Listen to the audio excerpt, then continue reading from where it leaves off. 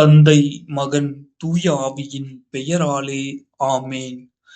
நீங்கள் அறியாத ஒருவர் உங்களிடையே நிற்கின்றார். யோவான் எழுதிய தூய நற்செய்தியிலிருந்து வாசகம். அதிகாரம் 1, இறை வசனங்கள் 19 முதல் 28 முடிய.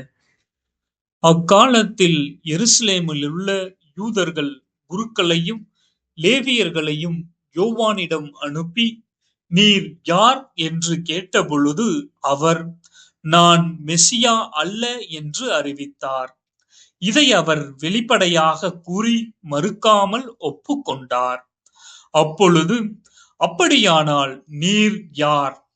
நீர் எலியாவா என்று அவர்கள் கேட்க, அவர், நான் அல்ல என்றார்.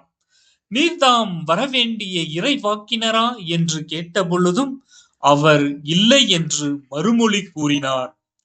அவர்கள் அவரிடம், நீர் யார்? எங்களை அனுப்பியவரிடம் நாங்கள் மறுமொழி சொல்லியாக வேண்டும். எனவே உம்மை பற்றி என்ன சொல்கின்றீர் என்று கேட்டார்கள். அதற்கு அவர், ஆண்டவருக்காக வழியை செம்மையாக்குங்கள் என பாலைவனத்தில் குரல் ஒன்று கேட்கின்றது என்று இறைவாக்கினர் எசாயா உரைத்தது என்னை பற்றியே என்றார்.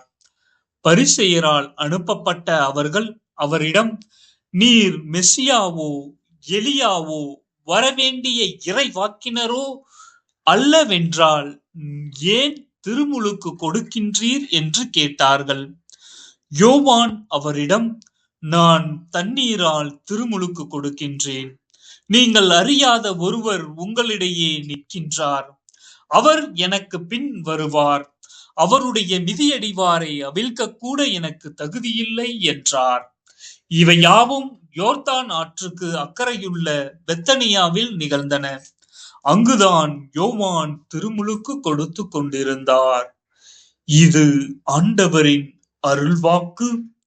இறைவா, உமக்கு நன்றி.